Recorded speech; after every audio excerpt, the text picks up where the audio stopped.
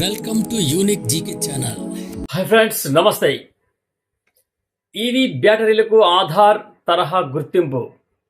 ఏంటి EV? EV అంటే విద్యుత్ వాహనాలు, ఎలక్ట్రో వెహికల్స్ విషయంలో కేంద్ర ప్రభుత్వం ముఖ్యమైన నిర్ణయం తీసుకుంది. దేశంలో ఈవీల వాడకం వేగంగా పెరుగుతున్న నేపథ్యంలో బ్యాటరీల భద్రత మరియు పారదర్శకతను పెంచేందుకు కీలక ప్రతిపాదనలు చేసింది.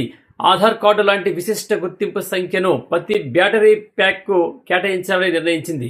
ఈ battery pack Aadhaar number BPAN అని పిలిచే ఈ 21 అంకెల కోడ్ ద్వారా బ్యాటరీ తయారీ నుంచి రీసైక్లింగ్ వరకు ప్రతి దశను ట్రాక్ చేయవచ్చు. ఈ విశిష్ట సంఖ్య ఎందుకు అంటే, ఈ BPAN కేవలం ఒక సంఖ్య మాత్రమే కాదు, బ్యాటరీకి సంబంధించిన మొత్తం సమాచారాన్ని ఇందులో నిల్వ చేస్తారు.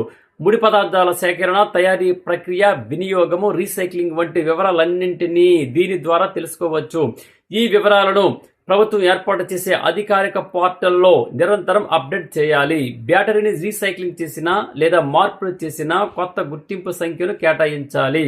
పారిశ్రామిక అవసరాలకు వాడే 2 కిలోవాట్ అవర్ అంటే ఎక్కువ సామర్థ్యం ఉన్న బ్యాటరీలకు ఈ నిబంధనలు వర్తిస్తాయి. ప్రస్తుతం దేశంలో లిథియం అయాన్ బ్యాటరీల డిమాండ్లో 80-90% ఈవీల నుంచే వస్తుండటంతో తొలి ప్రాధాన్యం విద్యుత్ వాహనాలకే ఇస్తున్నారు. ఇది ఫ్రెండ్స్ ఈవీల గురించి.